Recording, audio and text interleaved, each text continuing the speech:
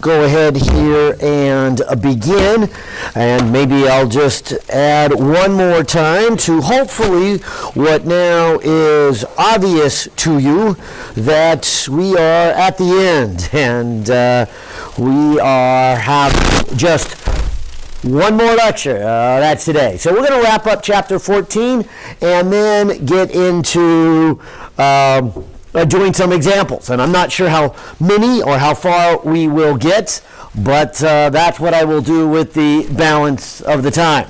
Meanwhile, I'll send around these pages here of homework, and any more homework or labs that you want back, I will be placing them in the standard place there in the lab. And so I know it's getting to be like a big mound of paper over there, so it's probably hard to find anything over there. But this will obviously be the last lecture. This will be the last time I send those around. As I wrap up all the other ones, I'll just start setting all of them out there, and if you want to find them, great. If you don't, maybe about midway through the summer, I'll just recycle everything that's still over there in the big pile and start anew for next semester. But I'll say it again that we're going to finish here 14 and get into some examples, and maybe I'll do an example. In my list anyways, I've got like 4 examples from 14, and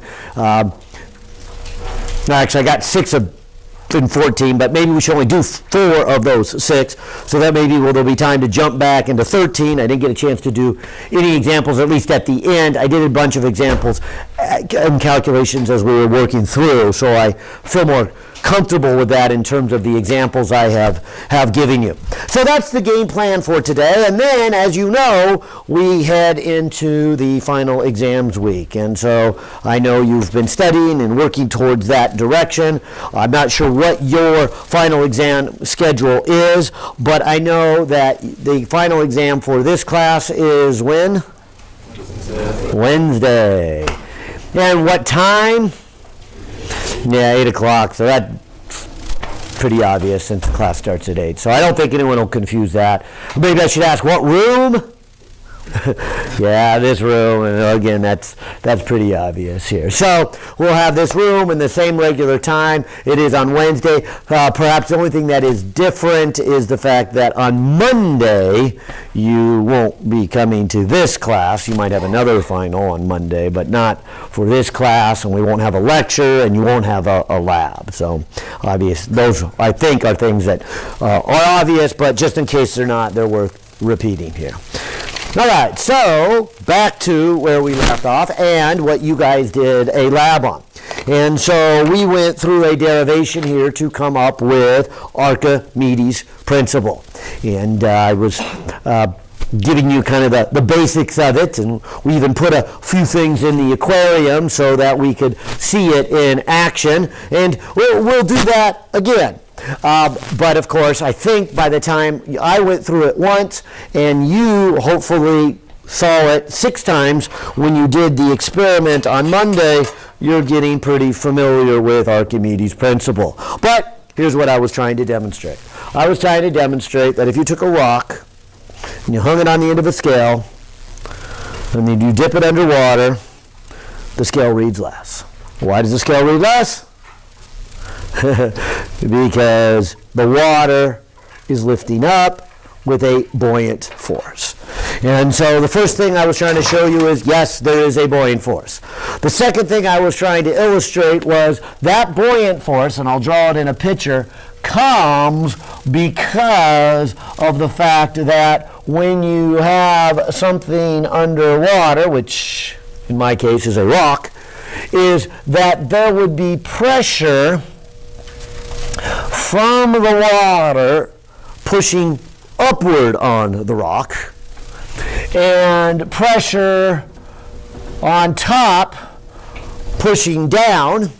And of course, when we derived it, we made it a little mathematically easier on ourselves by saying the object underwater was a nice rectangular object. But we went through a little derivation that showed that the difference in that pressure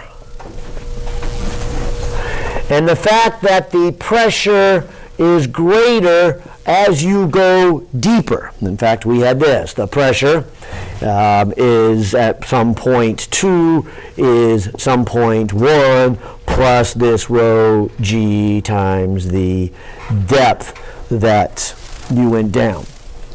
And we said then that pressure then, or I should say that pressure difference is the reason you get a buoyant force. So that was point 2. So A, there is a buoyant force.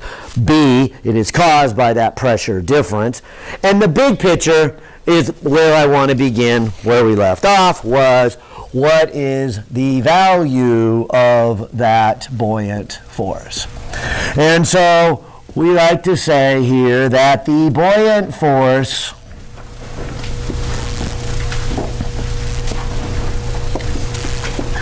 on an object is equal to the weight of the fluid that used to be there, which we label as the displaced fluid. And Archimedes did his argument by saying, imagine then if this rock was not there. What would be there instead? The water. And that water would not be going up towards the top or sinking down towards the bottom. And that was his insight that says the forces surrounding this rock, which if it wasn't rock, it would be now water, are just right, just enough so that it will support more water around it. Perfect. And if you happen to put something that is not water there, well, you'll still have that same force, but that doesn't mean it stays there. It may go up if the force is, the buoyant force then is greater than the weight of the object, or it may go down if the object is heavier than that buoyant force. So let's look at a couple of scenarios. Let me call this case number 1 to follow the way your author puts it. This is really what we have done. We did a few of these in class. You did all of these in the lab. You say, what if the object is completely submerged? Every part of the object is underwater. Or I shouldn't say water, since it is any fluid, as I tried to emphasize in the lab. We did have our 3 different fluids. We had our alcohol, and we had our salt water, and we had our just water. However, let's take this one step further now. Let's look at case number 2. What if the object is not completely submerged? Or put another way, it is floating. And as you probably have seen floating objects, and if not, I will show you, not all the object is underwater, but part of the object certainly is underwater. And so let's look at those 2 cases, and then apply Archimedes' principle. And so coming over here and drawing a picture, I might have something that looks like this. Here I have the fluid. Here I have the object completely underwater. All right? Now, if we were then looking at, say, the net force on that completely submerged object, we would have to say, well, what's the free body diagram look like? Well, it's being pushed up. Let me give that the symbol B. This is the whole new piece of the chapter. There is a buoyant force, as we just said. You can see it on the scale. There is a buoyant force. The cause of the buoyant force is because of that pressure gradient. The value of the buoyant force is Archimedes' principle. The buoyant force is equal to the weight of the fluid displaced. So there would be this buoyant force. Of course, there would also be this force pushing it downward. It called it weight. And so we would have an upward force, which I'll label with a B, a downward force, which I will label with a W. And so this completely submerged object may go to the top, and I should ask you guys, when it goes to the top, what would you say about it going to the top? Well, the buoyant force would have to be greater than its weight. On the other hand, what if it sinks down to the bottom? What would you say?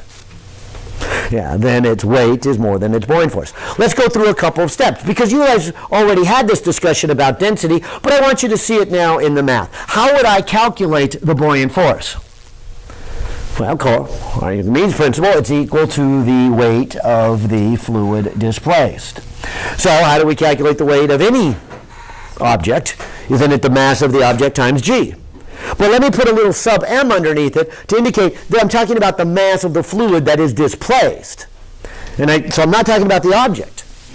And for that matter, I'm not talking about the mass of all the water, just the stuff that has been displaced. How would I calculate the weight of the object? Well, how do you calculate anything? It's mg. But in this case, the m is the mass of the object. And so if there's anything that is challenging about these problems, it is keeping straight of what mass we're talking about. Are we talking about the mass of the fluid that has been displaced? Are we talking about all the mass of the fluid? Or are we talking about the mass of the object? I don't think we ever talk about all the mass of the fluid, so that one we can rule out. But there are the two masses up here. One is the fluid that has been displaced, and the other is the object. I'll keep going. How would I calculate the mass of the fluid? And I might even say, how would I get the mass of really anything? Wouldn't it be the density times its volume? And so let me write it as rho times v. But let me pause right there. Rho of what? Would it be the fluid or the object? Well, it's a fluid, right? I'm trying to find the mass of the fluid, so I must use the density of the fluid. And I guess technically I must also use the volume of the fluid displaced. And so that's how I would get the mass. Likewise, how would I get the mass of the object? Well, I guess I would say density of object times volume of object. All right. However, each one clearly has a g. That's pretty easy to factor out. But what about the volumes in there? Volume of fluid and volume of object. Are they the same? Yeah, I would say in this case they are. Why would I say they're the same? The volume of object displacing that. Right there. Case one, totally submerged. If this thing is completely underwater, that means whatever the volume of that object is also the volume that is being displaced. Well, would that be true in case number 2, where it is floating? No. All right, so I want to make that really clear that our logic isn't going to say, we're going to have Archimedes' principle whether or not the object is underwater or whether the object is floating on top. But what is different is the volume displaced compared to volume of object. Does air count as a fluid? Yeah. Of course, we're focusing more on, I guess, liquids than we are air. But it's true that the air would be the same thing. Somebody asked this last time, is there a buoyant force on me and on you? Yeah. And so I would take this object, and if I put it on the scale, the scale reads a little bit less because there is a buoyant force lifting up. And it's equal then to the weight of the air that has been displaced. And air is not very dense. And so you displace very small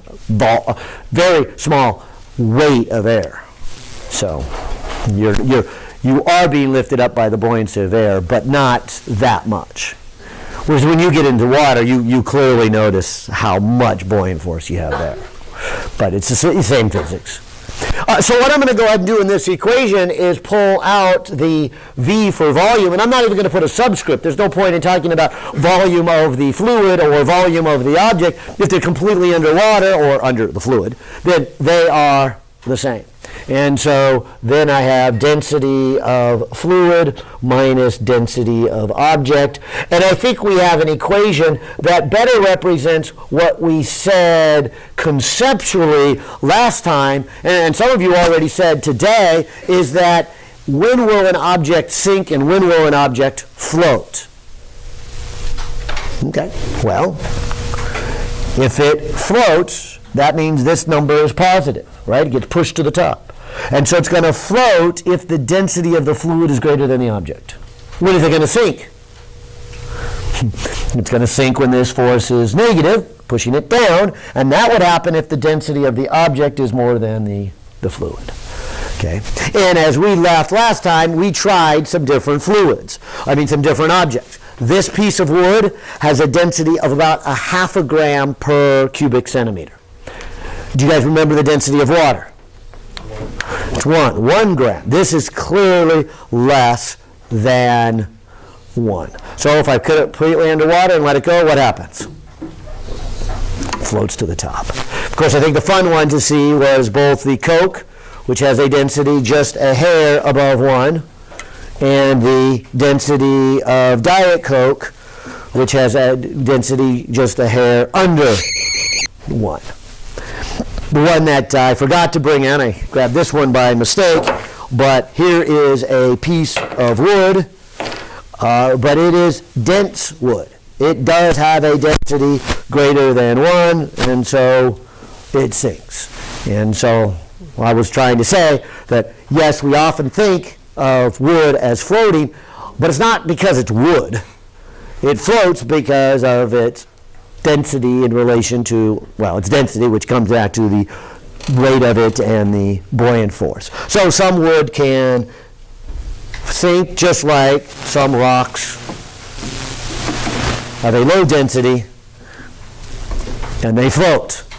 And not all rocks sink. Most do, but some do not. And so it's kind of nice to see some do and some don't. In fact, you watched this one, so I'll just kind of push that one off to the side before, as you saw me compress it and change the density.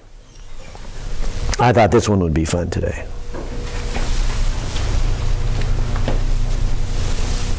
You notice anything?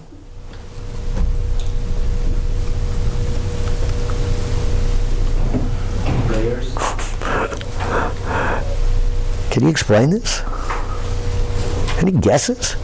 Some density that is between the water and the alcohol, but the white ones are even lower density than the blue ones.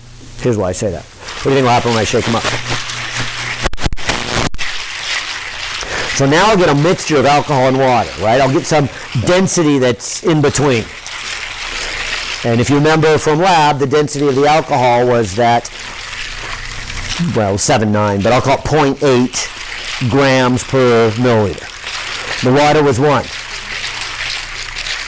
What's fun to watch about this is that I have a fluid now that has a density maybe of about 0.9. And the white beads are less than 0.9. They float. The blue beads are more than 0.9. They sink. And it gets even better. Because although I mixed it up, what happens to the alcohol in here? It begins to float. And so you can see it working its way through the white beads, and now I have alcohol up here. And the white ones have come down. And what have you noticed about the blue ones? The water, being more dense, has worked its way down and is over here. And so in a few moments, it will be back to where it started, where I will have the less dense on top, and then more, and then finally the most dense of all of them put together. And so again, it's kind of neat to see that.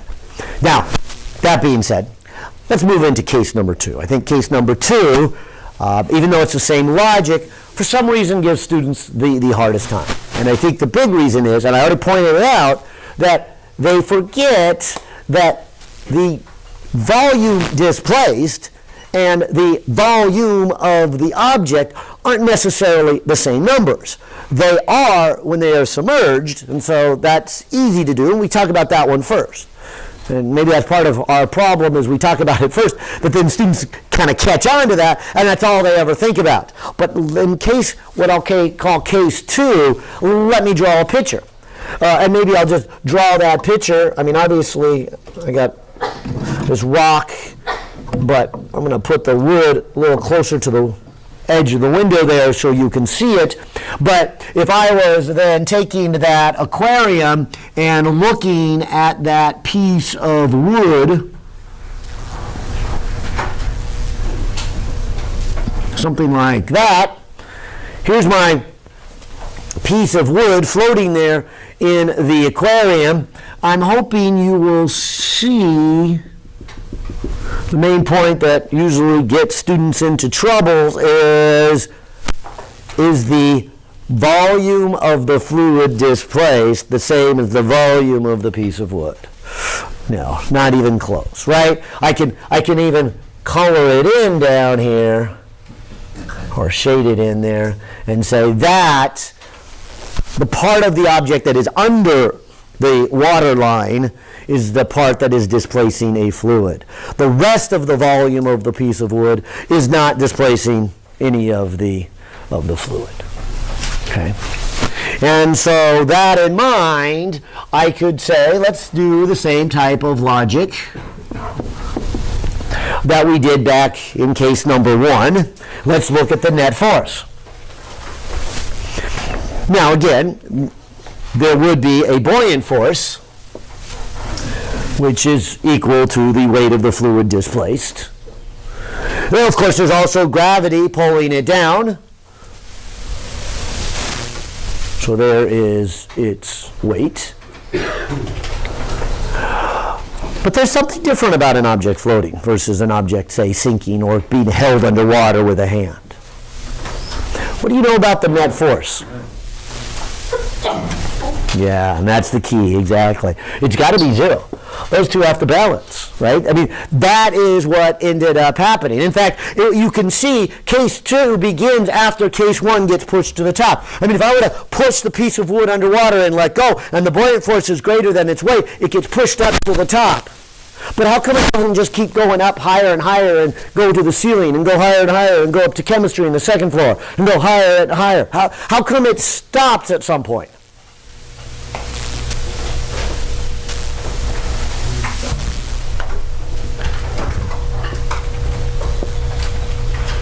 Doesn't as it break the surface, the buoyant force begin to go down? Why? It's displacing less water, right? The buoyant force is equal to the weight of the water displaced. And so it doesn't matter where under the water the object is, it's displacing the same amount of water as long as it is completely underwater. But as soon as it starts to break the surface, the amount of water that it's displacing, like say it is right here, is just a little bit less than it was when it was completely submerged. And so its buoyant force begins to go down. Its weight doesn't change, but its buoyant force does. And its buoyant force goes down and down and down and down, and at some point, its buoyant force then will then equal its weight, and that's the place where it then is now in equilibrium. That's the place where it just sits and hovers. And so if I were to tell you that this block of wood right here is 200 grams, how much water does it displace? 200 grams of water, right? And I suppose we could convert, maybe I should convert that into weight and say whatever the equivalent weight of 200 grams of the wood is would be the same equivalent weight of 200 grams of water. Fair enough? And so that is how much water I would have to displace.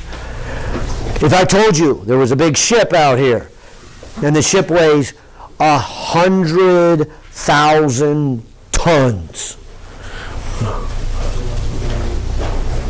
How much water does it displace? 100,000 tons. See, because by saying its weight is 100,000 tons, then you know that in order to lift it up, you have to have a force lifting it up equal to the weight of the object.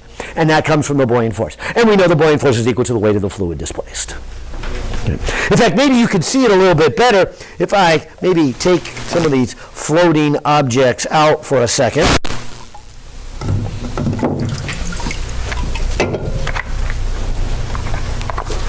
And take a 50-gram boat. And I put a 50-gram boat into the water. How much water does it displace?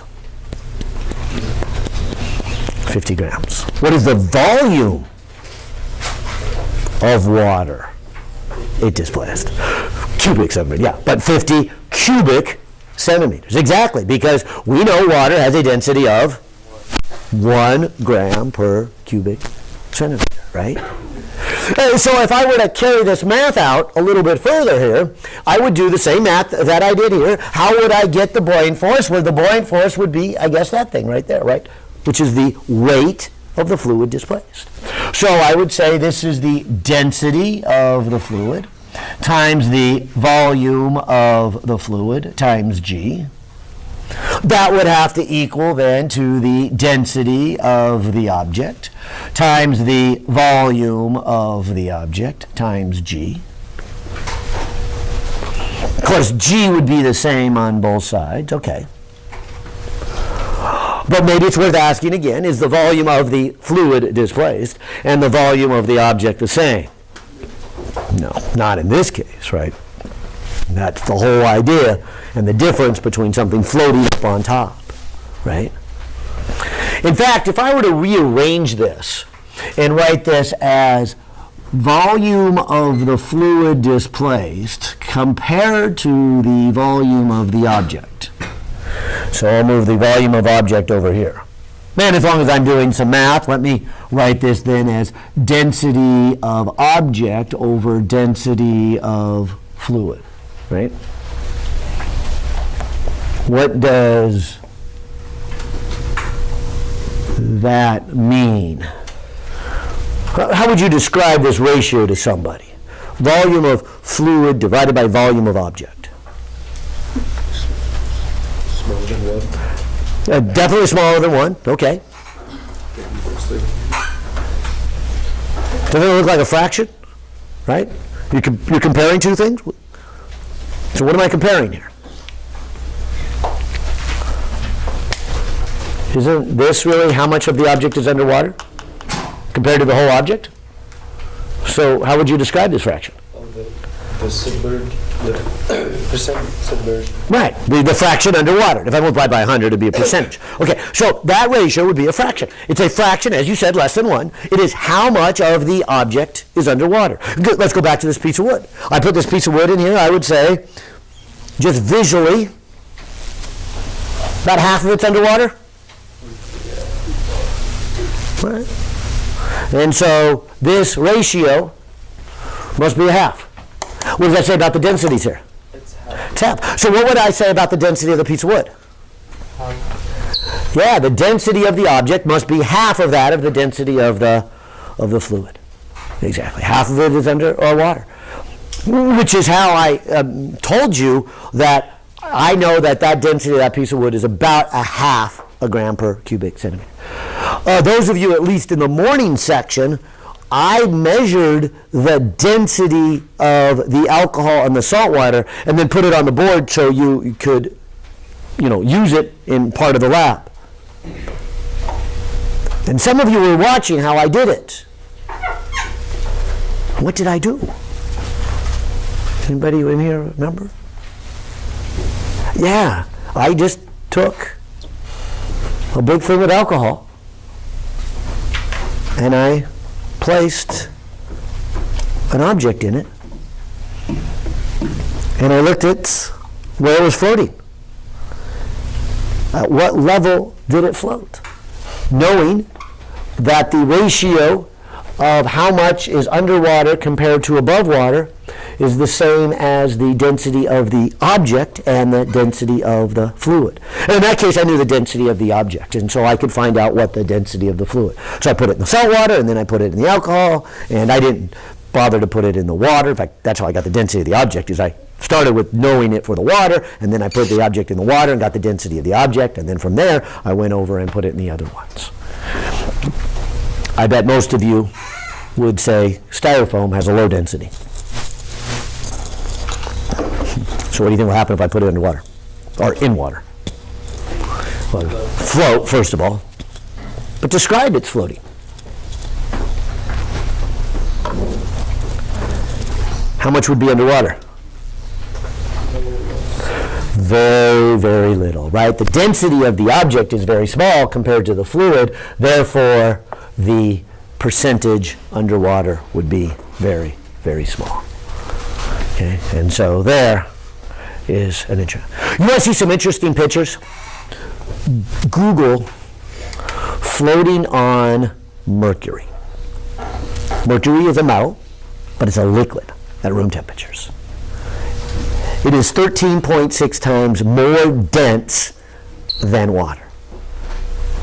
So if you were to put something in a bathtub filled with mercury, what would happen? Most of it would probably float up at the top.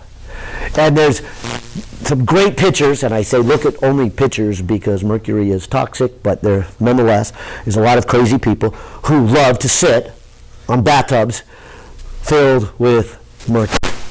And you are like 90% above the waterline, and just a small amount of your bottom is under it. And it's a liquid, yes, but you float significantly up, sort of like that one there. What if this was salt water? What would be different in all of these? Right, because of the higher density of the salt water, then I would have mathematically here a smaller fraction, and everything would be a little bit higher up. And so things would float really, really high based on their density. If you ever get a chance to get to one of these terminal lake up in the high Sierras that are very salty, Mono Lake is an example, or over in Utah, a bunch of other ones, or I understand the Dead Sea is the most saltiest of all the seas, so you don't have to quite go that far, but if you get that far, don't pass up the chance to go in. Yeah, it's kind of gross and salty and doesn't look very inviting, which is why most people don't go in. But it's a fun exercise. You will be amazed at how much you float. Most of us are used to getting, say, into a pool, and the last thing we think about is being able to just kind of bob with our head above the water. We swim and we take a breath, or we tread water and we take a breath. But if it was dense enough, what would happen? Couldn't you float about this high? And that's the neat thing about getting into Mono Lake. You just kind of wade in there, and you're just hanging in the water, and you float right about here. You don't kick, you don't tread water, your head's above the water. And if you look around at the seabirds, which most of our seagulls, actually that's where they spend the summers. And they come here for the winter, and they go up to Mono Lake. They're kind of fun to watch swim around, because most of the time when I see seagulls, I look out onto the ocean. I see them, either or seabirds, they're floating. They got part of their bodies underwater. But when you see them up at some of these terminal lakes, like Mono Lake, they are so high that their legs are like buried in the water. They're like forcing their legs down into the water just so that they can paddle. It's just eerie looking. It is so dense and so salty to see them float at that particular level. And so that's this whole idea of depends on the liquid and you are in. Okay? And how things float. I'll go the other direction. What if it is already floating, like this boat, and I put some cargo on it?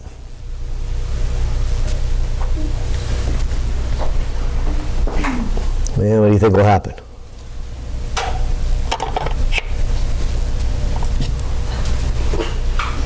Can you notice enough? Does it look like it's lower in the water? No, it's not sinking. Still floating. So doesn't the buoyant force still equal the weight? But what have you noticed that is different? extra weight on it. Okay, so there's extra weight on it. Anything else is different. Displacement. It's sinking deeper into the water. It's displacing more water. Why? Exactly. The buoyant force has to equal the weight. If you put more weight on it, in order to support that more weight, don't you need more buoyant force? How are you going to get more buoyant force?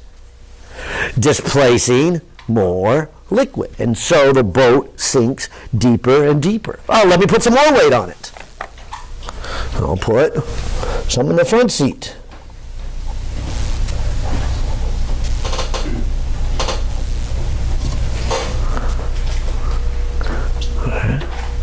And so again, this boat is a lot heavier, and in order to get enough buoyant force to make it float, it's got to displace more fluid. But again, it's on the surface, so we know that the buoyant force is equal to the weight. And obviously then you can see there is a maximum amount that a boat can handle, since at some point it can't displace any more water. The water actually flows over the top. Looks like I'm close to it. Put a little weight in the back. Nope, that's going to be too much. And so I cannot displace enough water to equal the weight of it, and so the boat is going to sink. Here's a tough question for you. You're in a swimming pool, floating on a raft, and you decide to jump off the raft and then just do what I guess I'll call a dead bend float. You familiar with that? You just take kind of a deep breath and just float there, right? Just kind of hanging. And most people's densities are just a hair under 1. So they float kind of like Diet Coke, where most of it is underwater. But, you know, you just have a little bit above the water. If you put yourself straight, water would be right here, right? Okay. How about the level of the water on the side of the pool? Did it go up or down when I jumped off the raft and went into the pool?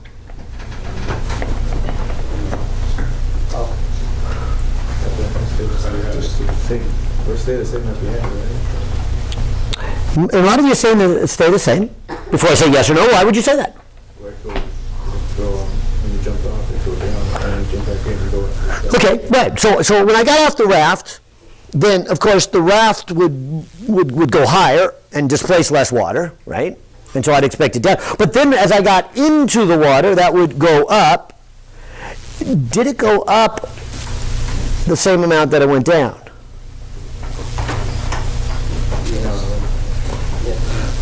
Now maybe before we answer, let's change it.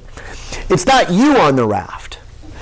It's a bunch of scrap metal pieces that then the raft dumps into the pool that sink to the bottom. Does the level on the side of the pool go up or down?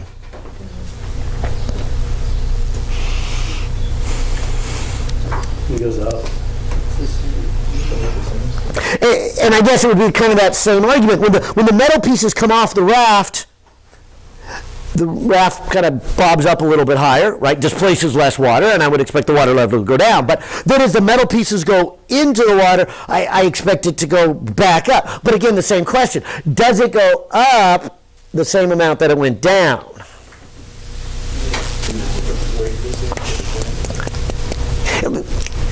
Good approach. Let's put some numbers here. Let's just put 150 pounds, okay? Or it's either a person that's 150 pounds, or it's a bunch of scrap metal that's 150 pounds. Okay, so when they are floating on the raft, whether it's the person or the scrap metal, in order to support that person or scrap metal, don't we have to displace 100 150 pounds of water. So if you were to remove those off the raft, the water level would go down the equivalent of what is 150 pounds. Fair enough? Okay, now you put them into the water. Let's talk about the person. You put the person into the water, and the person floats. What does that tell you? That the buoyant force is 150 pounds on the person. And how do you get a buoyant force of 150 pounds? By displacing 150 pounds. And that would be my argument then, that the water level went to the same amount. So it went down by what is equivalent to 150 pounds of water once the person got off the raft.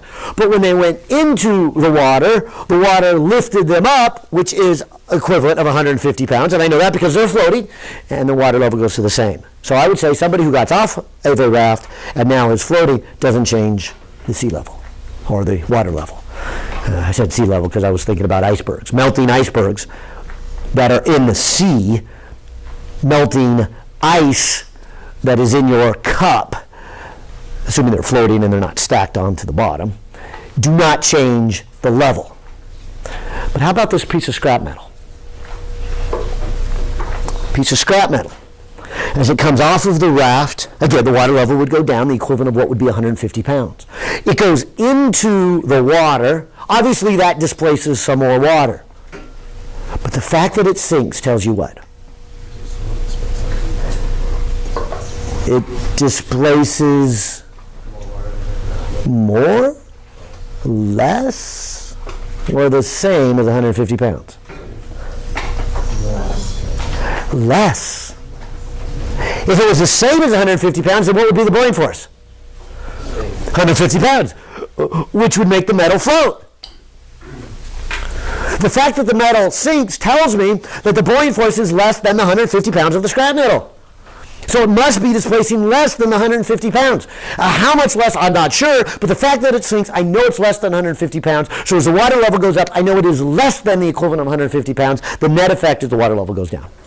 And so something that is floating on this raft that now is sinking, the fact that it sinks is a clue to me that the buoyant force is no longer as much as it used to be, which means it is no longer displacing as much as it used to be. The net effect is the water level goes down. Fair enough? Archimedes Principle, I think, in its best form right there. Well, I will move on. We've done, I think, quite a bit with, and enough with Archimedes' principle. Let's do the second major principle, and that's Bernoulli's.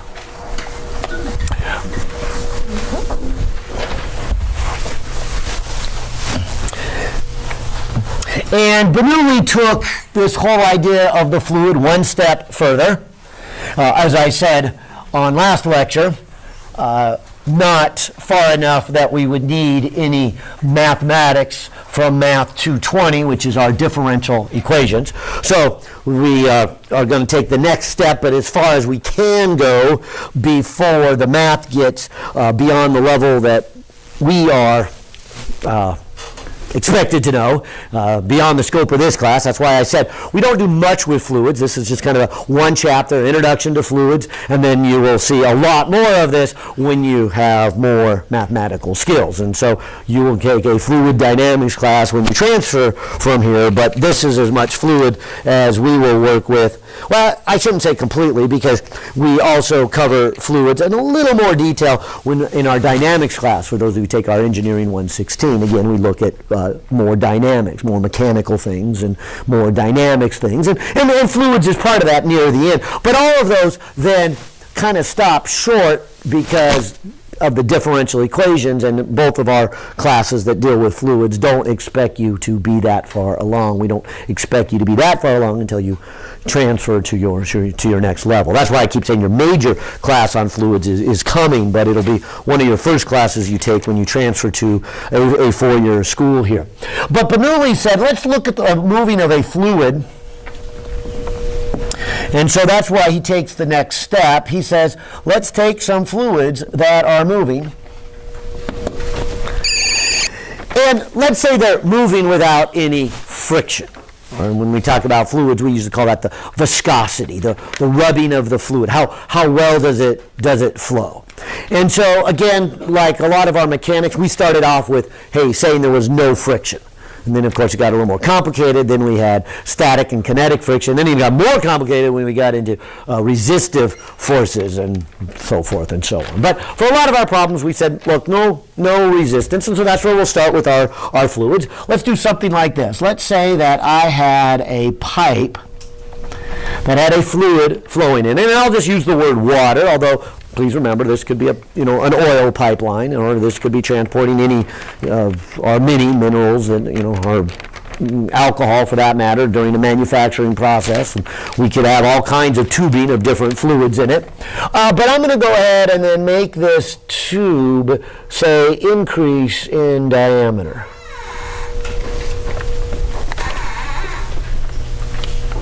As it is kind of moving along here. And here's the reason for that. If you kind of imagine, okay, here is this fluid. And then let's look at a certain section, or maybe I'll call grouping of this fluid. So that one right there. As it moves along through the tube, and the tube gets bigger, what happens to all these molecules? What would all these look like down here?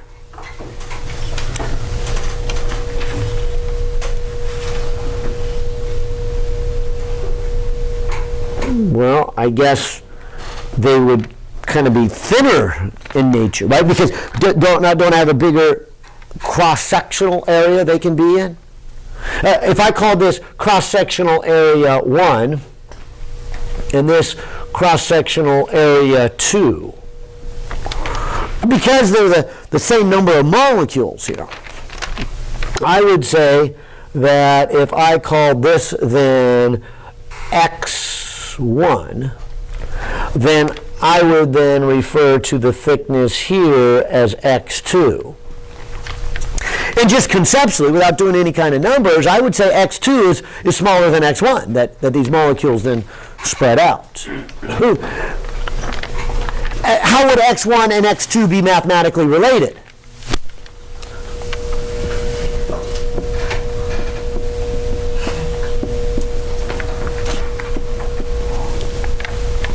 I would say that they fit the same volume. Now, of course, notice the underlying idea here is I'm saying the density doesn't change, that the volume it has is really made of the same molecules, and so this is a constant density. And that's all we're going to do. And so this is referred to as Bernoulli's idea here. Eventually we'll get to Bernoulli's principle, but he kind of starts off here by saying, look at that, what would happen is this flow here would now be thinner. And then, if you were to look at the rate of flow, and so take a small moment in time,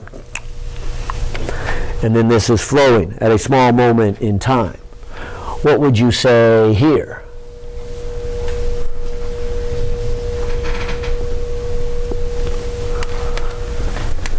And then over here. And so our first step here for getting to the Bernoulli effect is to say that as these molecules flow through, they are not going to be traveling the same speed. Simply put here, what has to happen is in order to get the same number of molecules or volume through this narrow pipe compared to the big pipe, what does that say about the speed of the narrow pipe? It's got to be faster, right? And so things that have a small opening or a small cross-sectional area in their tubing means they have to be going pretty fast. Where if they have a big wide opening, they go pretty slow. Well, I think about a river when I say that, although maybe that's not a fair comparison because a river, its speed is also related to the steepness of the incline. Okay. But maybe putting that aside, then you could imagine a river that is going through a narrow gorge. It's got to go pretty quick to get that same volume to go through, say, at the end of the gorge or even at the beginning of the gorge where you had a big wide river. And so out in the meadow, the river is just kind of meandering, very slow. The wildlife has no problems getting into it. Nothing knocks it over. They can get plenty of drink. They could wade inside of it. But then when it gets narrow, what happens to it? It goes really, really fast. And of course, probably doesn't surprise you that I happen to have a pipe up here that is pretty good size diameter here compared to here. And so the pipe is big here, narrows here. And what happens over here? It gets bigger again. And so in a minute, but I want to show you a few other things here before I actually hook it up, I'm going to make a fluid go through here. And in this case, I will use air, not water, otherwise I just make a big mess all over the place. So to show you some of the things I'm going to show you today with the fluids, I'm going to use air, even though I'm really kind of referring to more as water here. But that is the point I'm trying to get at. Right, this particular flow.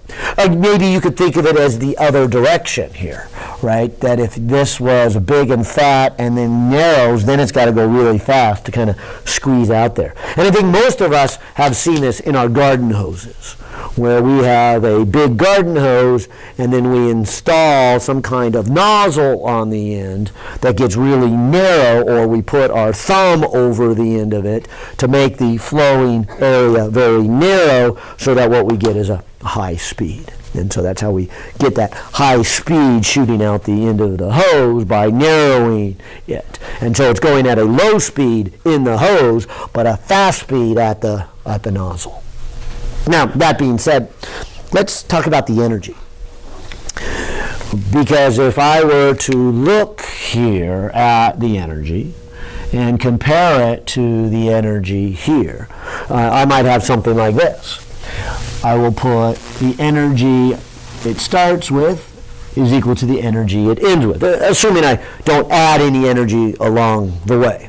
All right. So what energy do I have? Well, obviously motion, right? It's kinetic. Okay, so I would say that over here it's 1/2 m v1 squared. Now, that's not the only energies I will have.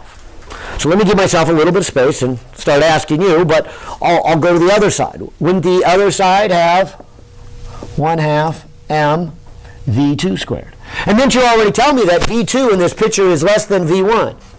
So isn't there less kinetic energy here? Where did it go?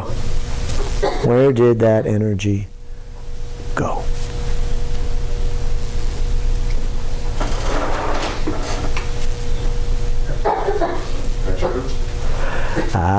Let's talk more about pressure. Is pressure energy? What was pressure? It's a force over. Right, it's force over area, right? But anytime we have force, like the force of gravity, don't we have energy associated with that, right?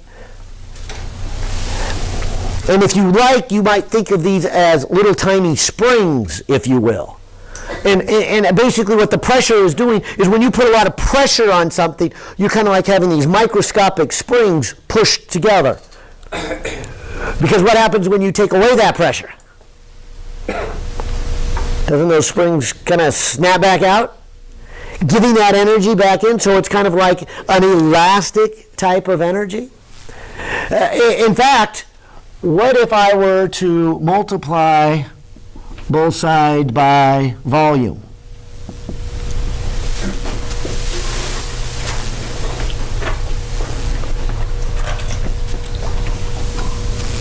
Wouldn't this be newtons per square meter times cubic meter?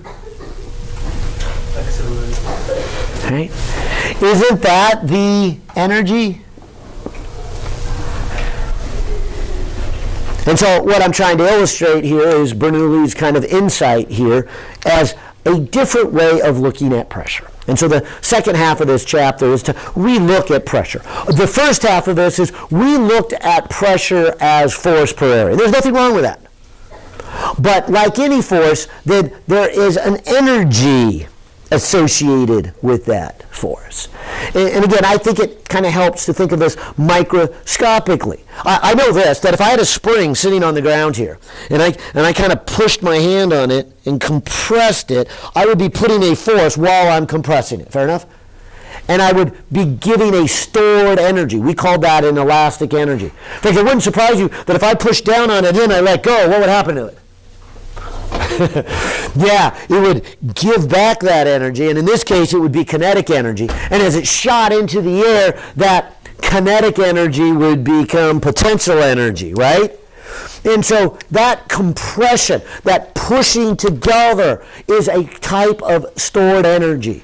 And I'm trying to say the same thing. Bernoulli's going to say that this pressure is kind of a stored energy. We know that if we have pressure in the pipes and we go to our faucet and we turn it, what happens? The water comes shooting out. Where did it get that kinetic energy? From the pressure energy, right? And I'm trying to say that pressure isn't the energy itself. But if you take the pressure and multiply by the volume you have, that would give you how much energy is stored in there.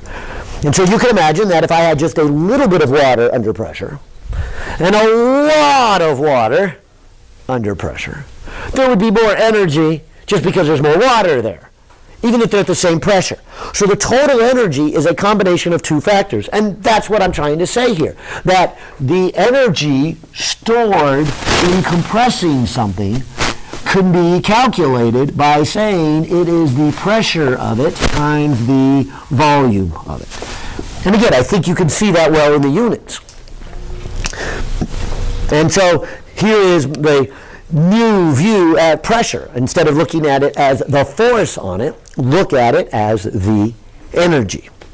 And in fact, it's been tried many times, although the success rate hasn't been all that great, but maybe somebody will figure out a better way. But what if we just took a bunch of tanks of air, compressed them really high, like scuba tanks, use that pressurized air to push the pistons in our car instead of burning the gasoline? Couldn't we then propel our cars on compressed air? Yeah. And at least in theory, it is possible. Many of you are probably familiar with many pneumatic tools. Pneumatic tools use exactly that. They used compressed air. They may make a drill go around, or a grinder, or a wrench. You know, you hear that in the shops all the time. Right? That is the compressed air pushing, doing work, using the energy in the compressed air to push things. And so working in a shop, it's kind of nice. You don't have to supply all the energy. The compressed air supplies the energy. And that's what I'm trying to say, is we can look at compressed air, compressed water, anything under pressure as kind of a stored energy, a potential energy. And that's what Bernoulli's going to do, and that's what we're going to do. Yeah. Isn't water like you can't compress it? Well, I would put it this way. We often say water doesn't compress. We often say that about any fluids. It compresses like a spring with a really high spring constant. So if I were to put a spring in my hands here and push super hard, it would barely move, and there would be an enormous force and a lot of energy, but it's not really any smaller. And that's probably a better picture for water. That water, we say, doesn't compress. Hydraulic fluid, we say, doesn't compress. That's not completely accurate. It compresses so little that we can neglect how much it compressed. But we can't neglect that it has a lot of force on it. Actually, I use pneumatic tools, but hydraulic tools maybe is even a better one. You see any of these backhoes out working in the street. I mean, how does the big arm on the backhoe go down and lift up all that dirt? Complex pulling mechanism. It's not pulleys, it's hydraulics, right? There is fluids flowing through these hydraulic actuators that push parts in and out, and they're using the pressure in the hydraulic system as the energy source. Of course, they have a diesel engine on board, so they're actually ultimately using the diesel fuel as the energy source that then compresses the hydraulic fluid that then lifts the dirt. But the way we get that dirt to lift is through an energy process, burning the fuel, turning it into a hydraulic pressure type of energy, and then using that pressure energy to actually then make it gravitational potential energy as we lift up this dirt and dig this big hole. Okay? So maybe I spent too much time here, but I think this is worth seeing the way Bernoulli is going to look at it, and for this to even make sense, you've got to think about compressed air or compressed hydraulic fluid. Anything compressed is a stored energy, a little tiny spring that has a lot of energy. Even if it didn't get compressed much, it still has a lot of energy in it, so when it snaps back, it can give off that energy. So you have to put energy into it to compress it, and when it snaps back, you get energy from it. That being said then, here is what I was trying to say, is that there should be more than just kinetic energy here. There is also energy in the fact that it is under pressure. And so I will call this the pressure energy. Fair enough? And the other side of this, the same thing. Now, maybe this makes the faucet, when you turn it on, make more sense. If you take this faucet and you turn it on, and all of a sudden now water comes gushing out, it has a lot of kinetic energy. Where did it get its kinetic energy? From the pressure. So inside the pipe had a lot of pressure energy. Outside the pipe, it has little to no pressure energy. Where did that pressure energy inside the pipe go? Into kinetic energy. And so we let the force of all those molecules being pushed when you open the valve shoot the end ones out the end, and their compressed energy, their pressure energy now becomes a kinetic energy. And so I'm going to make that my next term. And so you see I took a while to get there, because again, I don't know if that one's quite so obvious on the forefront. Yeah. Can you explain why it's PA and not PV? Oh, my mistake. No. Just I still had this in my head. So it's times volume. So it's pressure times volume, and pressure times volume. Volume 2. Thank you.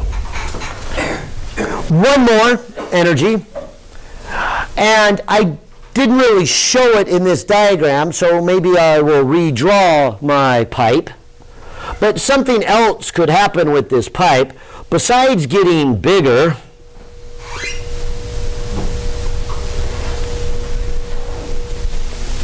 couldn't it have gone either up or down a vertical height? I'll draw it going up. But what that would mean is there's other energies, which we would call gravitational potential energy, right? I would say this would be the mass times y, g times y1. So how high is the mass at that particular small end of the pipe? And then on the other end of the pipe, it may go either up or down with gravitational potential energy. And that completes my equation without dealing with any friction or heat energy associated there. But just dealing with the three energies that we've been, the energy of motion, kinetic, the energy of height, the gravitational potential. And this third one, which we'll call the elastic or the spring or the pressure energy. And so they should have the same energy. That doesn't mean they have the same speeds or the same height or the same pressure, but the combination of all three of those energies remains the same. Where is the Y measured? Your choice, right? Gravitational potential energy, you choose y equal to 0 any way you want. Where would you like it? I think if I was going to go ahead and do this, I would say pick the lowest point y equal to 0. So I would say here it has no gravitational potential energy, and then here it has some. Yeah. But like any of our conservation of energy problems, you can pick y equal to 0 anywhere you want. So then does it change because you picked the center of the pipe? Yeah, and I would also then pick the center of mass. Yeah, and if you do that, then it doesn't change even more when you go up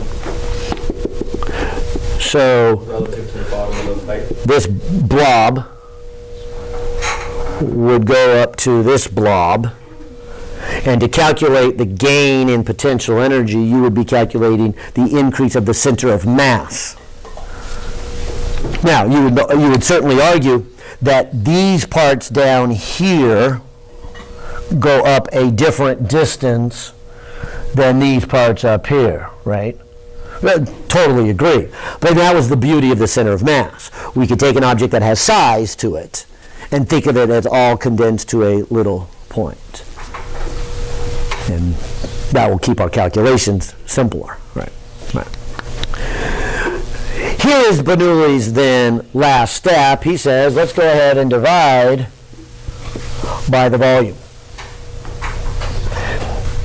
And I put volume 1 and volume 2. That could be confusing because part of our argument here was that the volumes were the same. So I should not have called it volume 1 and volume 2. They're at different locations and they have different cross sections and different thicknesses, but the volume is the same. So I'm going to divide both sides by volume, and it's the same volume. But here's why. We finally get to what's going to call Bernoulli's equation here. What would this first term become? 1/2 rho V1 squared. Now what's rho again? Density. You see it? Mass divided by volume? Okay, let's keep going. What's the second term? Just P1. Fair enough. What's the third term? There's density again, right? Mass of the fluid divided by the volume. There's density. Times G times Y1. Okay? Same thing on the other side of the equation. This would be 1/2 times density times velocity number 2 plus pressure number 2 plus density times G times height number 2. Let me rearrange that equation. Let me write it as P2 minus P1 on one side of the equation. Because that would be what I would call the change in pressure. What is the pressure at the end, over here, compared to the pressure at the beginning? What would it equal? Well, I guess I'd have a 1/2 rho, and it would be a V1 squared minus a V2 squared. That would be these two terms from the kinetic energy.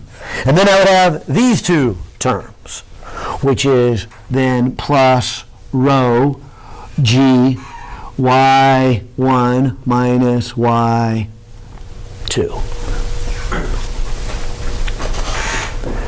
What I want you to see here in this equation is that I would say that the pressure at these 2 points in the pipe can change, and for 2 different reasons. Let's do the easy one first. This one has to do with height difference, right? In my picture, I have the water going uphill. I would say then that Y2 is greater than Y1. So this number is negative. I would say that there would be a decrease in pressure in this picture. And hopefully that makes sense. Why is there a decrease in pressure? Why is the pressure lower on the second story compared to the first story? You had to get its energy, right? Down on the first floor, it had a lot of pressure. It gave up some of that pressure energy so it could become gravitational potential energy up at the top. And so a large column of water has lower pressure the higher you go, or more pressure the deeper you go. Didn't we already do that with Archimedes Principle? We already knew that much. We already knew that the pressure was very high near the bottom and very low near the top. And so, and I don't know if, it's not that much, but it is noticeable between a first floor and a second floor. If you live on the second floor, then if you compare your water pressure to somebody who lives on the first floor, or if you live in a two-story house, there's a slight difference in pressure. Most of the time, though, we have pressure regulators on our valve and water flow, so we don't notice it too much. Hopefully, especially in this drought, you have a lot of low flow faucets on, so you won't notice a different flow because of the pressure drops. Your flow is restricted by the nozzle on the end of it, but there is lower, and lower pressures. If you are building a very large skyscraper, you can run into a lot of troubles with this, because to get water to the top story at any significant amount of pressure, with this approach you would have to have an enormous pressure on the first story. Pipe probably couldn't handle it and would bust. And so you have what we call utility floors, where the water goes up, and you have about 6 floors, and you get to the 7th floor, and it's really no office space. It's just all utilities. It's pumps, it's air conditioning, it's heating and venting system, and it's water pumps. Because the water got up there, and now you repressurize it, and now you lift it another 6 stories, and another 6 stories, or 10 stories, or whatever the design is that the civil engineer decides they're going to work it out. But they're probably not going to try to just make one giant pipe and send water all the way to the top. And so this one, I think, is the obvious piece, that the pressure goes down. But it's the second one that I'm thinking, for a number of you, this is a new piece of physics. What is this one saying?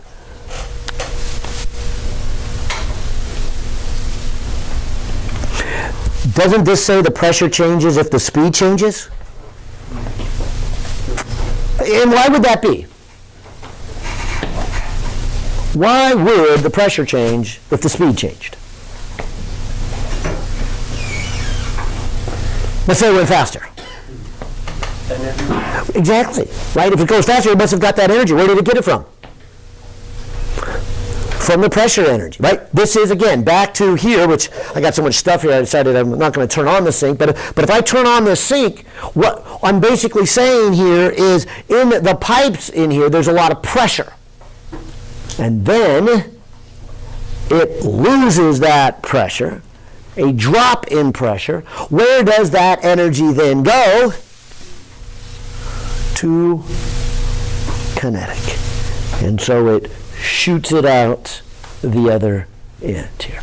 And that's the change. Looking at this one's kind of interesting here. Because what did we say about the speed as the pipe got bigger here? It decreased. So if you are losing speed, where does that energy go? Back into stored pressure, right? It's conservation of energy. It's no different than if I were to throw the pen up in the air, right? It loses kinetic, where does it go? Potential energy. Now as it goes down, losing potential goes into kinetic. And so what I'm trying to say is, if the fluids were to slow down, as in this picture, then that would cause the pressure to go up. And you can see it here. If V1 is greater than V2, then this is a positive number, and you have a slightly greater pressure. And that was our argument earlier on, that V1 would be greater down here than V2 because the pipe got bigger. This design is saying that here, pressure number 2 is maybe balanced. In other words, I would expect pressure number 2 to go down because isn't it higher? But I would also expect the pressure to go up because lower velocity. I am losing some kinetic energy. And that kinetic energy then is showing back up in terms of pressure. And so maybe it's designed correctly. I can actually have the pressure here at number 1 and the pressure over here at number 2 exactly the same. Although it went higher, which is a cause for losing pressure, it also went slower, which is a cause for gaining pressure. See if I can illustrate. You're probably wondering why these cans are up here. I would say right now there is a bunch of air all the way around these cans. Equal pressure. What if I were to make the air right in the center move?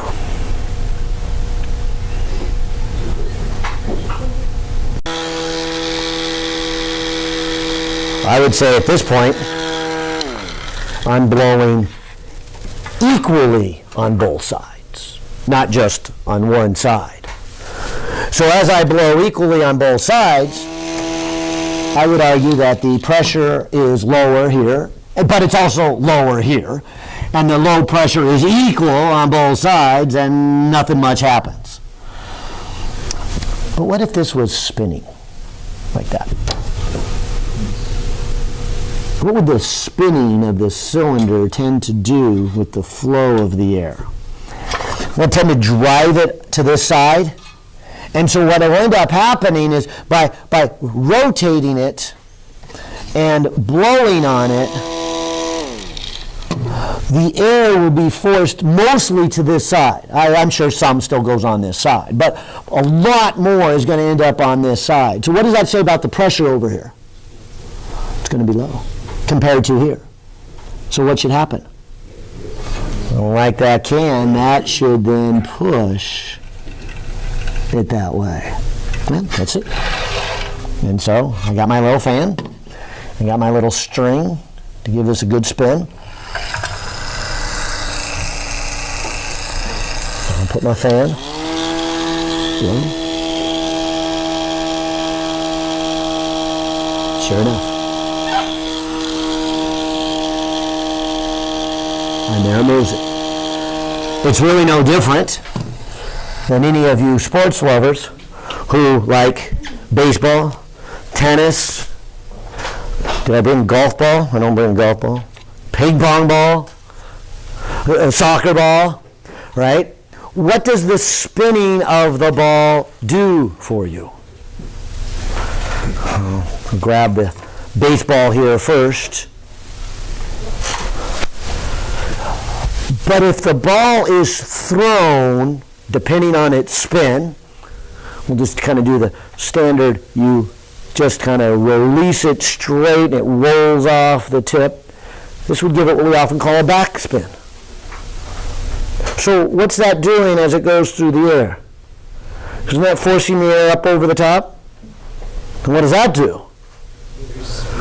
It makes the low pressure here compared to here. What does that do? Tends to lift it. Now remember, we still have gravity falling down, so chances are it's not going to go up, but it's not going to fall like a batter is used to seeing a ball fall. It's going to look to them like, hey, the ball is rising on me. And so we've got this rising fastball, and hopefully then they swing, but hopefully if you're the pitcher anyways, they'll swing, they'll miss it, and it'll rise up above the bat, or maybe enough that it pops up and just gets an out. Yeah. Wouldn't it go up if you spin it fast enough? Yeah, and they can go up. Oh, softballs are very noticeable, and good professional pitchers, yes, can get an upward lift on it. I'll cheat, and I'll go with something much lighter. But if I were to throw this through the air, I don't know, could you see a little lift? I'll cheat again. Can you see that one lift? Or what if I spin it a little different? What if as I throw it, I twist the ball? Either by twisting my wrist or pushing with my fingers, but I get it spinning like this as it goes through the air. Which way is that going to make the air go? Yeah, the air is going to be on this side. Fast air. Low pressure. What does that do to the ball?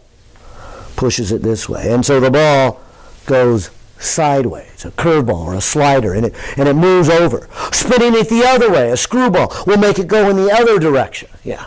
So I'm a little confused because the whole thing is spinning. Like, why is it only bringing air to one side? Like, isn't the other side of the ball? Yeah, but let me grab it. Okay, so here's the ball. Let's say it's going towards you, and I'll spin it this way. Okay, so as it is traveling towards you and it makes impact with the air, this surface is dragging it that way, yeah. And so you end up forcing the air one side of the ball versus the other. So the spin of the ball becomes very important here. I'll cheat again here. Here's the screwball. If I throw it and curve it and do a spin, or I hit it and do a spin, it goes just a little bit to this one. I'll spin it a lot more. How about that? And you can see the effect of its spin. In fact, that one was a good example of a tennis serve. I mean, what's the advantage then of me throwing the tennis ball, hitting it, and rolling my racket to the side as the tennis ball goes into, since I'm left-handed, the ad court? What happens? It's spinning this way. And the idea is to get it to hit and keep going that way and chase my opponent, either that they never did it over there or they're so far that way, then the next hit I just go that way, and there's no way they're going to get a point out of that, right? And so there's the spin. Or the other way around. As my opponent comes running back to get the ball and I go to hit it back, how do I hit the ball so I can hit it fast enough yet still land in the court? Right. As I come back, I hit the ball and I roll over the top. I get what we call a top spin on this ball. And so as this ball is going this way with a top spin, it forces air underneath it. The low pressure underneath it pulls it down, and it hopefully then is going over the net first, then pulls down, lands in the court, but at a fast rate of speed so it can go past my opponent and they can't get to the ball in time. And so the spin and the play on the ball is an important part. If I'm trying to hit a home run, perhaps I should hit a little angle down. What would that do to the ball?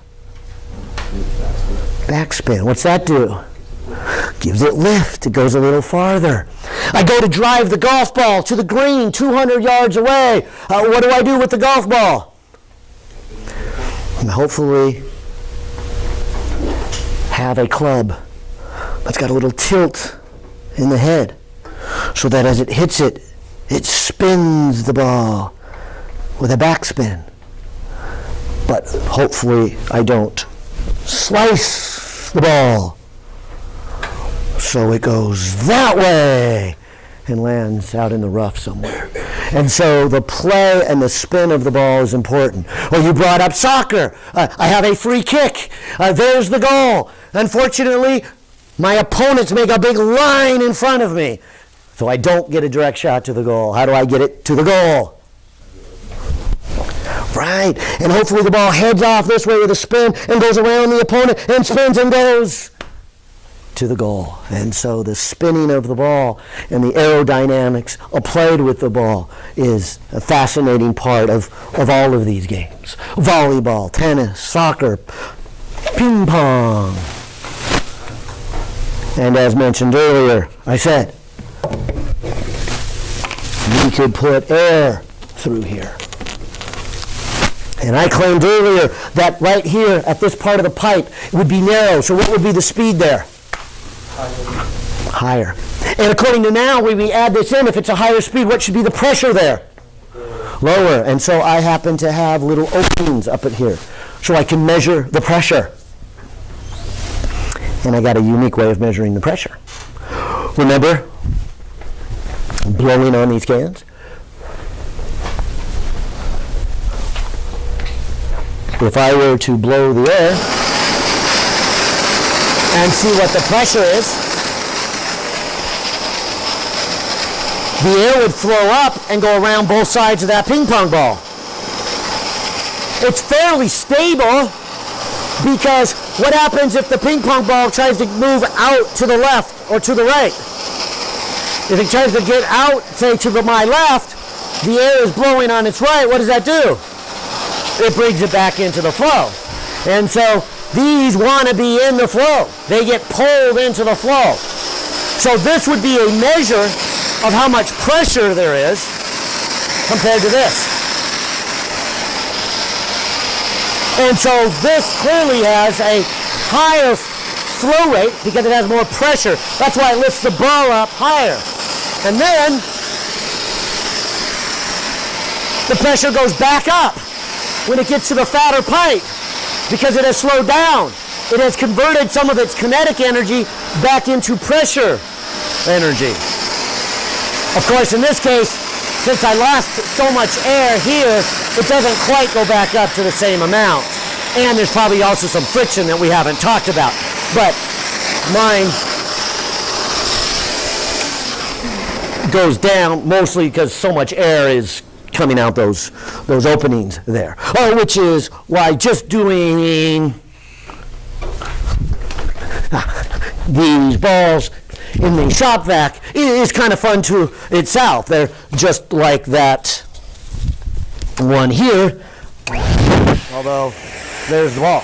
It might be a little, oh, this one's wet. Skip that one. We'll do this one. Okay. And it's fairly stable. And trying to get it out is not so trivial. It wants to be trapped inside.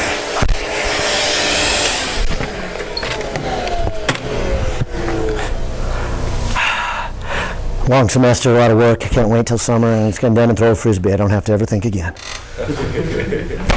Oh, this little machine is fascinating. The flying disc. I mean, you just simply just give it a little toss, and it flies across the room. Why does it float so well? Stable. Well, okay, agreed, stable. Why? Low pressure. Well, why is it kind of rounded over the top? And what does an airplane wing look like? Yeah, if I were to draw an airplane wing, it would have a bowed top.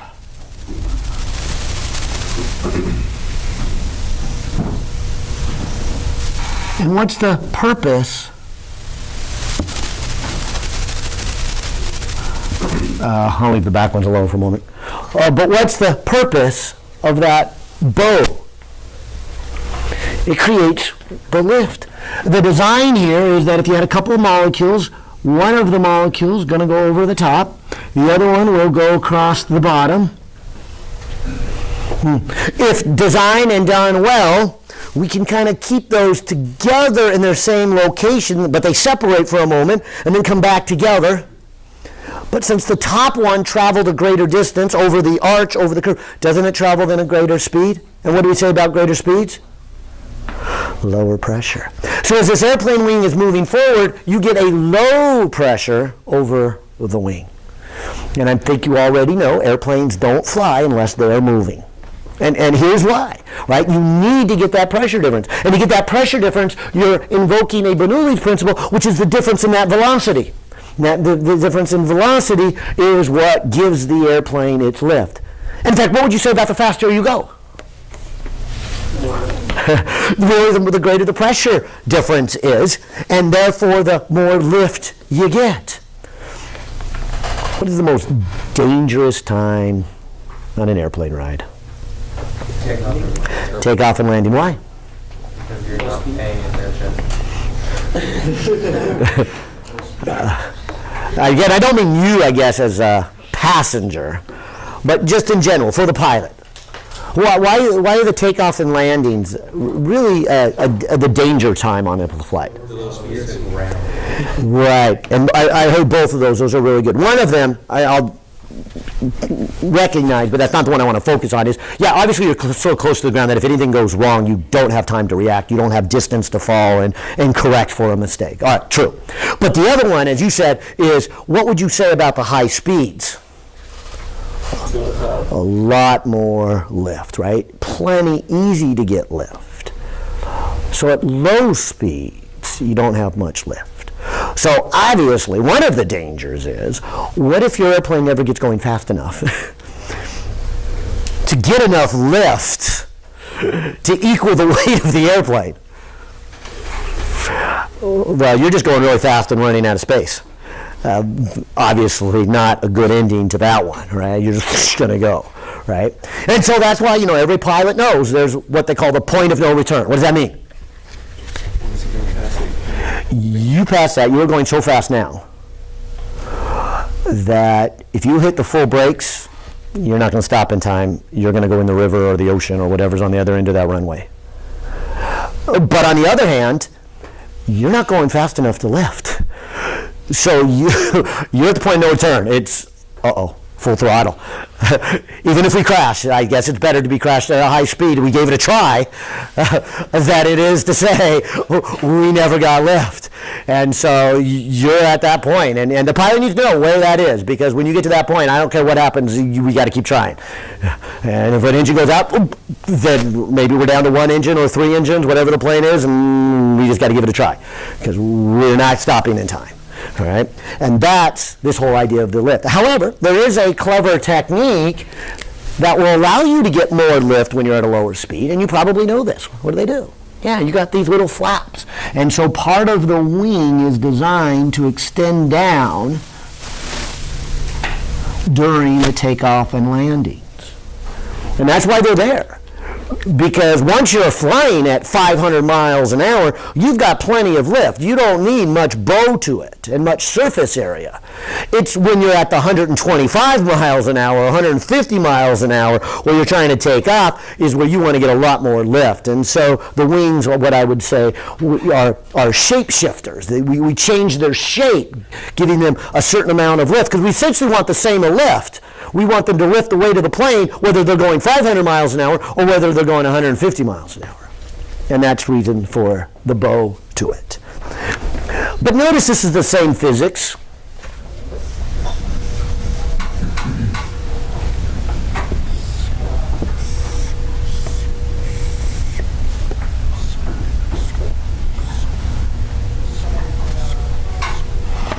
What if I put what I'll call a hydrofoil instead of an airfoil underneath the boat? What will happen here? Right. And so once this boat gets moving forward,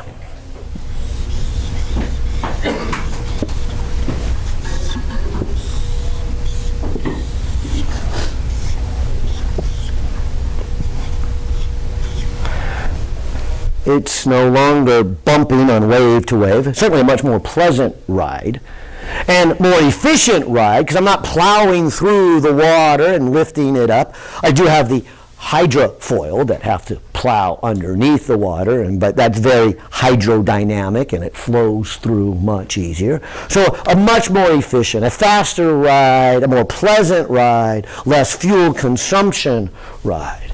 And so hydrofoils, although not really common, too much common here, we still have them. Our island packers here use a hydrofoil in moving out to the islands.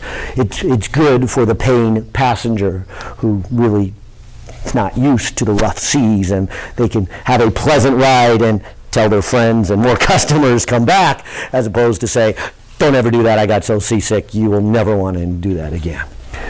So back to the flying disc. I ask again, why is it bowed over the top? I think we answered that much of it. Why the spin?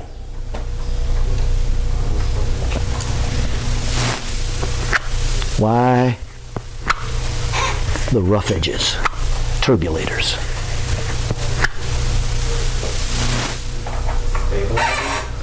Oh, stabilize, sure, why?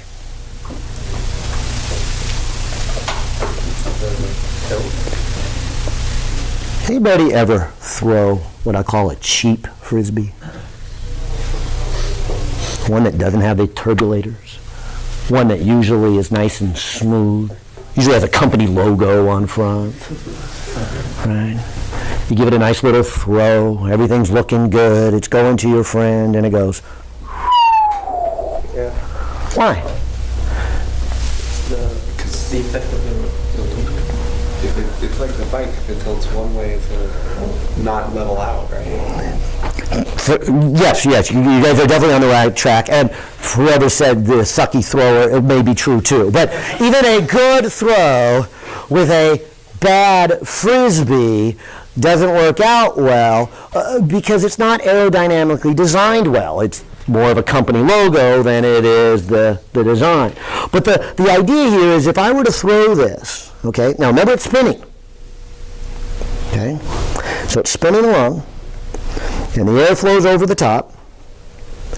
If it's going fast enough, the air could actually go over here and what I'd say kind of ricochet up and actually not even come back.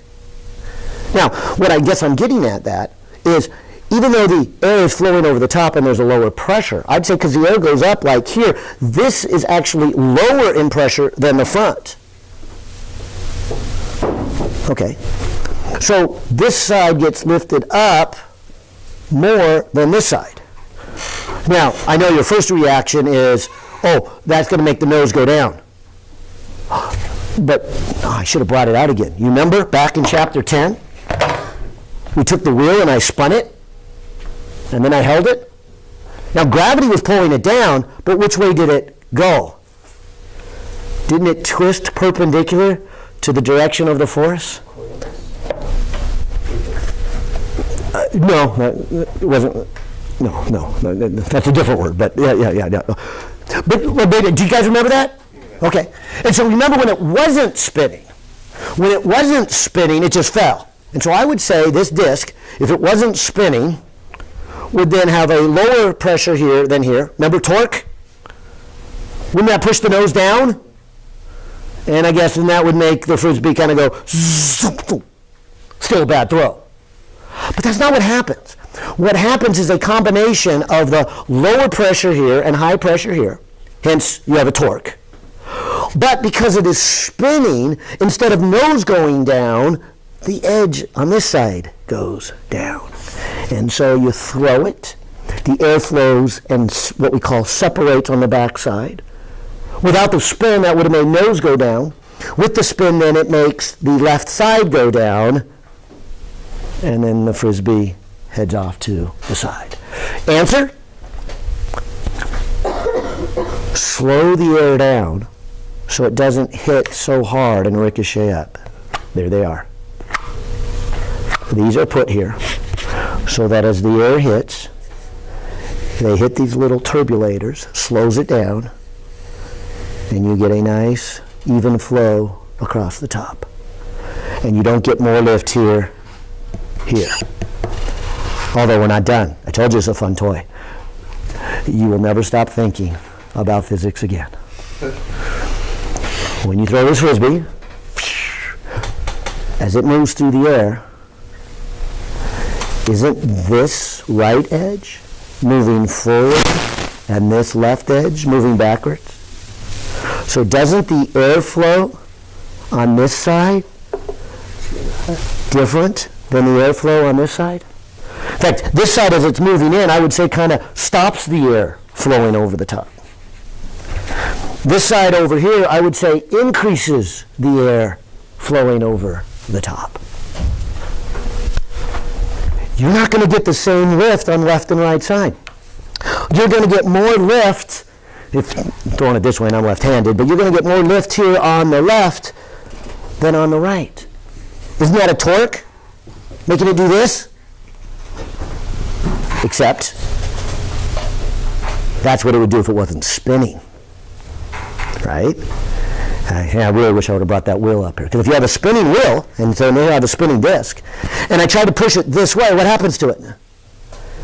Nose goes up. And so as this thing flies, and it begins to go down, it forces its nose up, catching even more air and keeping it alift. And so it takes advantage of all these wonderful things of the fluid dynamics that we're doing now and the lift, and the appropriate lift with the spinning and the angular momentum and the torque to force its nose up. And a really well-designed and well-thrown Frisbee can go really, really far. It has lots of lift. Nose keeps climbing up, giving it more lift when it's appropriate, at the appropriate speed, and the two balance just perfectly. And it is quite sophisticated toy for $5. It's amazing on the aerodynamics that is in a spinning disc.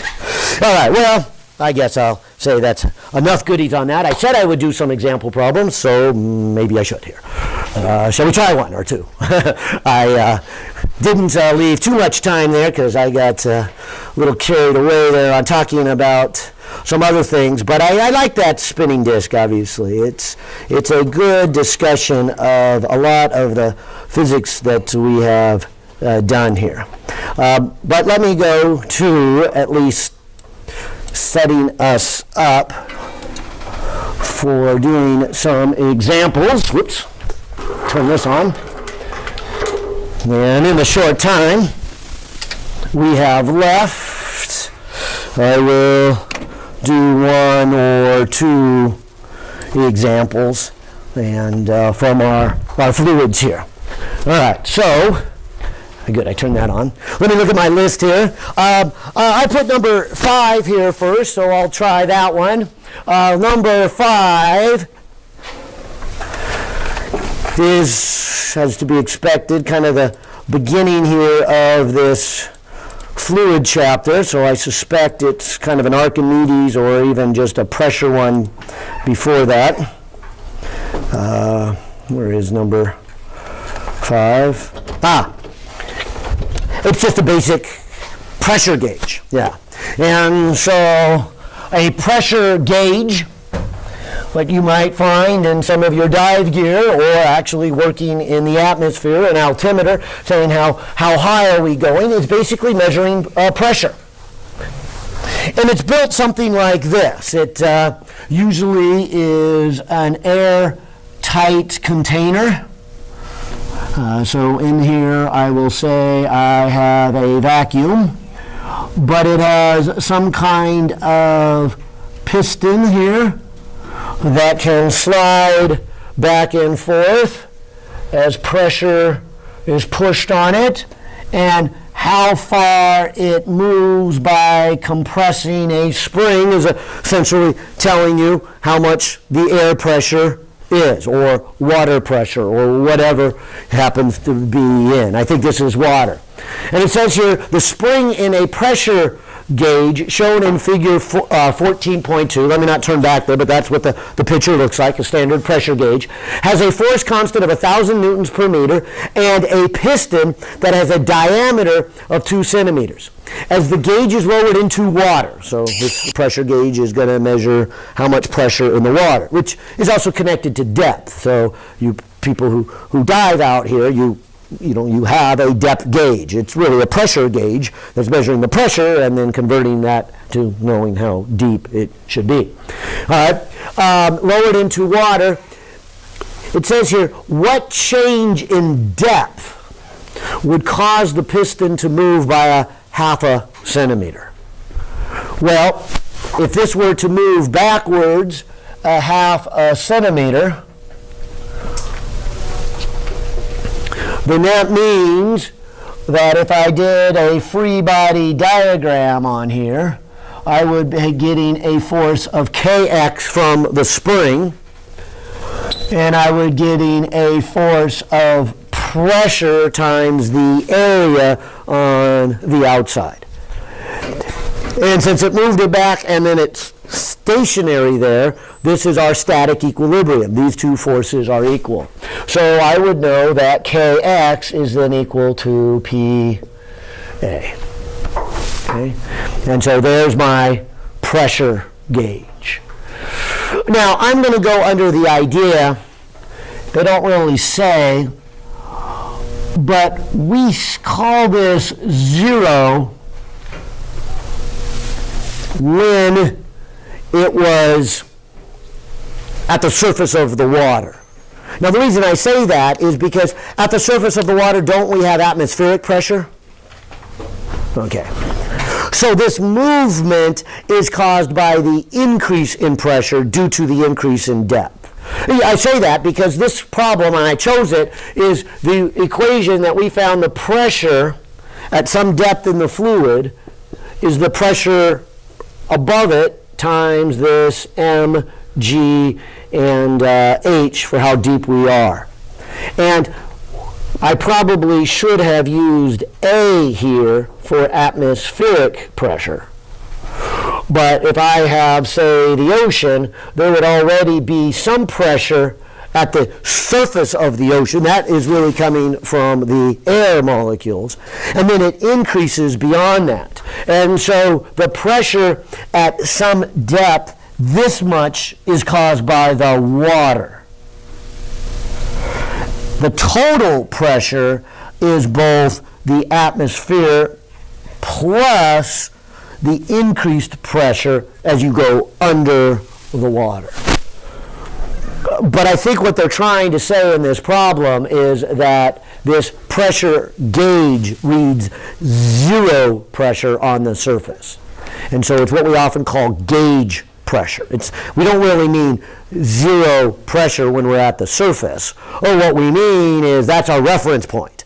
This is what we're used to, and we want to measure how much pressure is above that. Your car tires are the same way. If your bike or car tire went completely flat and you put a gauge on it, it would say zero. No, that's not zero pressure, because you have the atmosphere pressure. But what you want to do is use that compressed air to hold up your car or your bike, so you want to know what the pressure is above the atmosphere.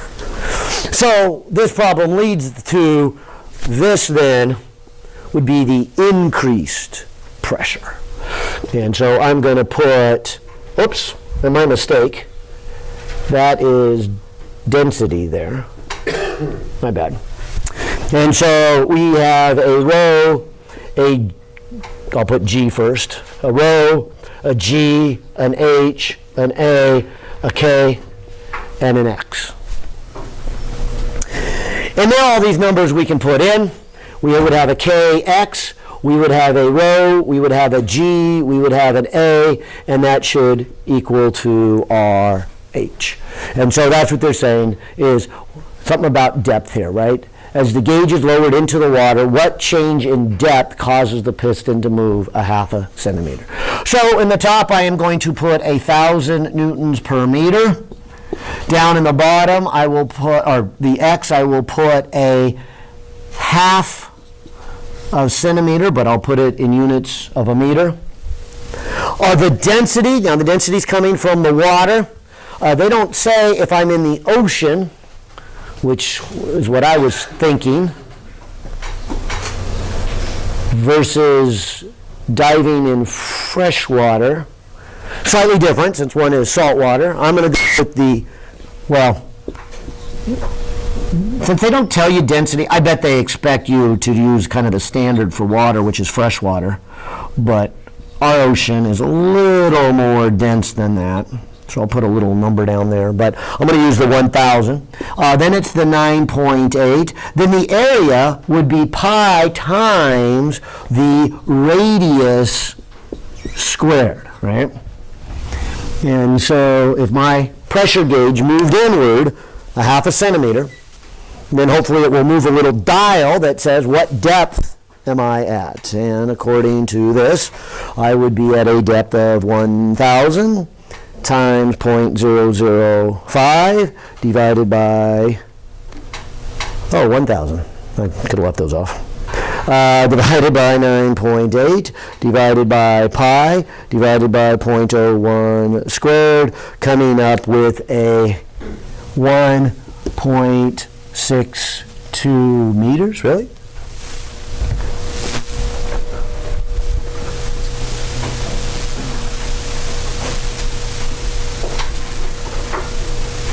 Isn't 0.005 centimeters? It moved a half a centimeter. Oh, I'm sorry. Yeah, so, okay, so there's a I thought it would have been a deeper depth than that, but I don't see anything wrong. Does that look good? No? Okay. So maybe that's the answer. So there's the answer. Yeah. So here we're using PA, but in regards to PV, that's just with energy? What do you mean PV? Pressure times volume, as opposed to pressure times area. Yes, right. Okay, so pressure is always force over area. So if I multiply by area, I get force. If I multiply by volume, I get energy. And in this case, I'm trying to get a net force of 0. So, and maybe I should say, what's difficult about the final exam is what physical principle do I use to solve this? And in this case, I want to use forces, not energy. Yeah. I'll try number 69 and lay that one out. I think we'll have enough time for that one, and then maybe that will be the end, at least until we see again in a week the final exam. 69, kind of a fun one to do here, is it says we have a U tube, which is open on both ends, and it is partly filled with water. Let me start right there. So this, did you say U-tube? Is that was, yeah, U-tube is pretty close to a U-tube, huh? Right. But no, this is a real U-tube before the days of the video service. But this is just some glass hardware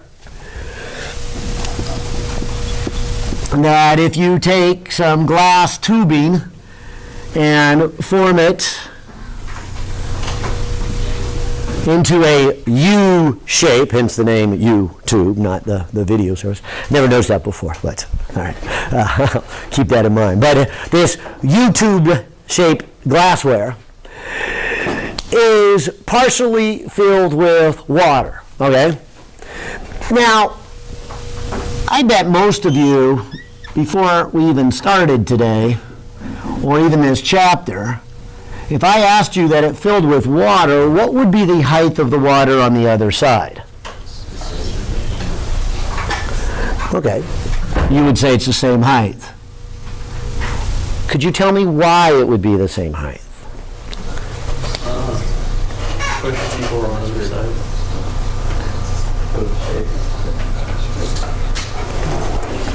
And maybe the thing to do is to get down at the bottom and realize, I'll call it pressure 1 and pressure 2. These two tubes, if you will, are creating a pressure that are competing. And if they're going to, quote unquote, stop moving, then that means they have to be equal forces, which, since they're the same area, have to be equal pressures down at the bottom. Fair enough? Now, since the pressure is created down at the bottom by the atmospheric pressure at the top times rho GH.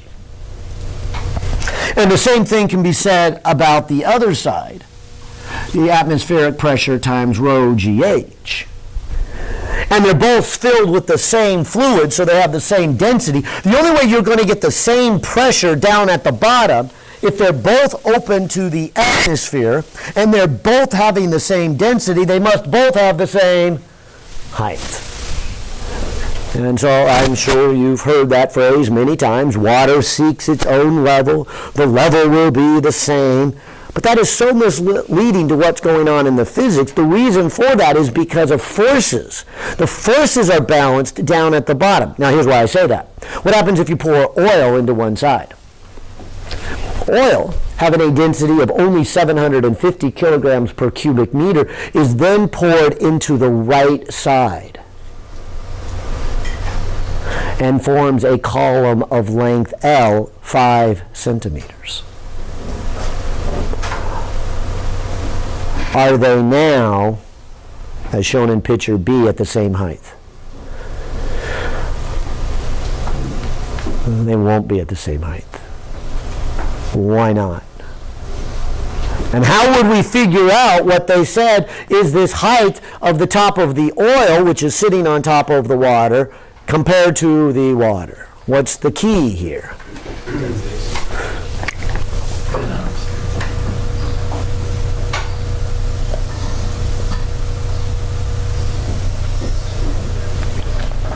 And so maybe I have the water at this level, the water at here, and then the oil. And as they said, this oil is 5 centimeters tall.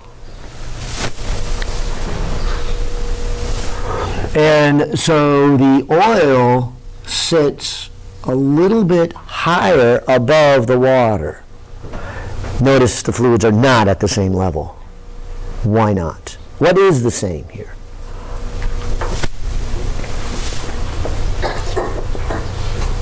And there's the logic again. When will flowing stop? Yeah, you can imagine that as you are pouring the oil into this side, that as the oil goes in here, it pushes this water down. And the reason it pushes it down is this extra weight creates more pressure on this side, right? When does it stop flowing? When the pressures are equal. So let me do it again here. When the pressure from one column is equal to the pressure of the other column, that's when it stops flowing. Has nothing to do with the height, unless, like this one, they have the same atmospheric pressure and the same density. Then they get the same height. But that's not what we have here. We certainly have a more complicated situation than just pure water on one side. I mean, on both sides. We have it on pure water on just one side. But that's actually kind of nice here. So let's do this. Let's call, then, this line here Y1. Let's call this Y2. And what we've already done is called, as they done in the figure, this the H. And so that means H plus Y2 is our 5 centimeters. Okay. But the real key to the problem is to say that the pressure caused from the left-hand side and the pressure caused from the right-hand side are the same. Oh, let me start with the left-hand side. The left-hand side, I would say it is the atmospheric pressure plus the density of water times G times the height of water I have. Now, the height of water I have would be Y1 plus Y2. Fair enough? In my figure, I have separated the whole height of water into 2 pieces. And you'll see why I did those 2 pieces, because on the other side of the coin here, pressure number 2 would be the atmospheric pressure plus the pressure created by the fluids. And in this case, there are 2 fluids. So I would have a pressure that's created up to this point, which would be then created from water. So density of water times G times Y1. But now I would have an additional pressure from another fluid. So it's the density of the oil times G times L.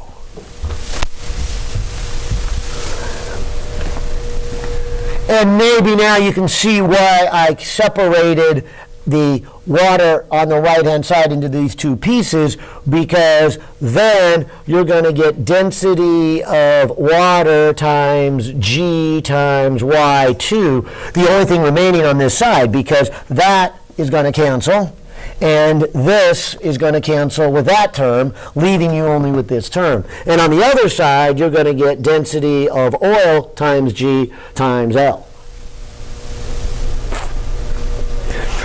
I'll put another way, and some of you, it looked like you already saw this, I was calculating it as total pressure has to equal total pressure. But sometimes it's a little more convenient to measure the changes as opposed to total pressure. Here's what I mean by that. If you look at this picture and you draw a line right here, you would agree that everything down here is the same. So if you ignore all these, realizing that they're already the same, you must conclude that the pressure created from this one must be equal to the pressure created from this one. And that's really what this equation is saying. How much increase here, how much increase there. It's like keeping score in golf, if you ever played golf. You don't usually count how many swings you have. You count how many is it related to par. And so if the hole has a par 3 and you take 3, you mark it down as 0. And so you don't want to count how many swings you have. You mark it as how many is the difference from whomever decided it should be the correct amount. So are you under par or are you more than par? And so our physics is that way a lot of time. Our accounting is that way a lot of times. It's not how much do you have, but how much has it changed? And that's where you could have started. So some of you said this and some of you said this. Both of you are right. But now we can actually put in the numbers. This we know is 1,000 kilograms. The G shows up on both sides, so I won't even put that on here. Then I will get the Y2. This is 750. And this then is, and I'm going to put it back into centimeters, the 5 centimeters. Because that means Y2 is 3/4 of 5, which is what? 15 over 4, which is 3 3/4. And so my H is the remaining 1 1/4 to account for that. So this oil speck is a 1 1/4 centimeters above that. And we're 25 seconds over. So I will stop and study hard. Don't lose focus. We're almost there. And it's easy to kind of give in on a race, but if you've ever run a race and it's a 10K and you're 9.5 Ks done, are you really going to stop after 1K? I mean, this is the time to leave it all on the field. No sleep, no rest. That's all on the other side. Give it everything you've got. Study, study, study. Practice problems. You can eat and sleep and socialize after next week. All right. Good luck.